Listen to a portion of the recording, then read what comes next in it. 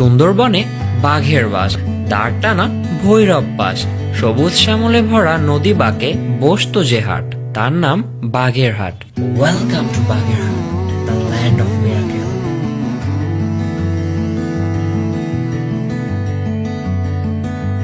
জন্মস্থান প্রতিটা মানুষের কাছে এক আপন বিষয়। আপনি চাইলেও আপনার জন্মস্থানের মায়া ছেড়ে বেরোতে পারবেন না। আমি আমার জীবনের এই পর্যায়ে এসেও আমার জন্মস্থানের সমতুল্য কোনো স্থান খুঁজে পাইনি।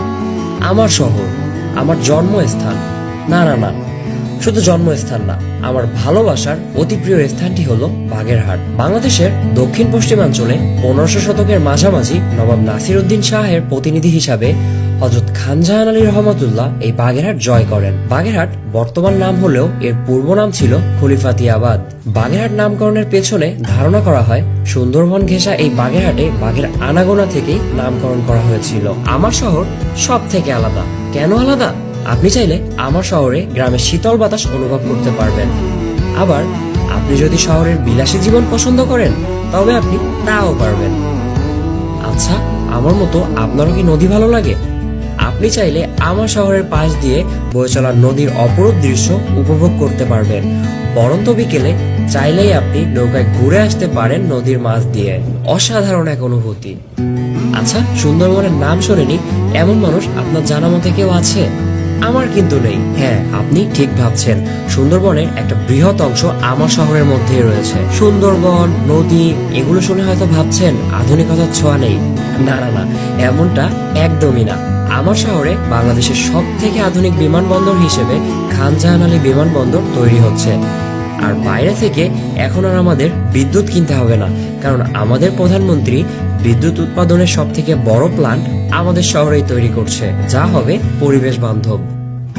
এছাড়া বাংলাদেশের দ্বিতীয় বৃহৎ সমুদ্র বন্দর অর্থাৎ মোংলা সমুদ্র বন্দর কিন্তু আমার শহরে। চিংড়ি পছন্দ করে না এমন মানুষ খুব কম। আর আমাদের বাগেরহাটে সব থেকে বেশি চিংড়ি চাষ হয়। আর নারকেলের ফলন এত বেশি যা অন্য কোনো জেলাতে লক্ষ্য করা যায় না। ফসল উৎপাদনেও আমার শহর অনেক এগিয়ে। শিল্প কারখানার সংখ্যা প্রচুর। তাই আমি নিঃসন্দেহে বলতে পারি বাংলাদেশের অর্থনীতিতে বাগেরহাটের যথেষ্ট ভূমিকা রয়েছে। অবাক হচ্ছেন এত সুন্দর একটা শহর কিভাবে হতে পারে?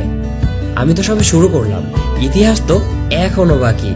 বাগেরহাটের দর্শনীয় স্থানের মধ্যে রয়েছে ঐতিহাসিক 60 গম্বুজ মসজিদ। এছাড়া রয়েছে ঐতিহাসিক কুমির বিশিষ্ট খান জাহান আলী রহমাতুল্লাহের মাজার। আমার শহরের জনপ্রতিনিধিদের সম্মিলিত প্রচেষ্টায় জাতির জনক শ্রেষ্ঠ বাঙালি বঙ্গবন্ধু শেখ মুজিবুর রহমানের সোনার বাংলা গড়ার যে পরিকল্পনা ছিল তা আজ আমাদের সম্মুখে। আমাদের এমপি শেখ শাহরান নাসির তন্ময়, যে কিনা সকল জনসাধারণের অতি প্রিয়জন, আর আমাদের পৌরসভা মেয়রের দৌলতে বাগেরহাট এখন স্বপ্ন রাজ্য। ঐতিহ্যবাহী দড়াটানা নদীর পাশে প্রাকৃতিক পরিবেশে তৈরি করা হয়েছে বাগেরহাট পৌর পার্ক। আর তাই মনোরম পরিবেশের ছোঁয়া পেতে পার্কে ভিড় জমান সকল শ্রেণী পেশার মানুষ। আমার শহরের রাস্তাগুলো দেখে আপনি ভাবতেই পারেন এগুলো হয়তো কোনো উন্নত দেশের রাস্তা। আর রাস্তার দুই পাশে সবুজ গাছপালা এক মনোরম পরিবেশ তৈরি করেছে। এখানেই শেষ নয়, আমার শহরে শিক্ষার মান অনেক ভালো। আর আমরা জানি শিক্ষাই জাতির মেরুদণ্ড। তাই বাগেরহাটের সুশিক্ষায় শিক্ষিত শিক্ষার্থীরা আমাদের দেশের মেরুদণ্ড শক্তিশালী করতে অনেক বড় ভূমিকা পালন করছে। শিক্ষার পাশাপাশি বাগেরহাট খেলাধুলাতেও এগিয়ে। বাগেরহাটে রয়েছে শেখ হেলাল উদ্দিন জাতীয় স্টেডিয়াম।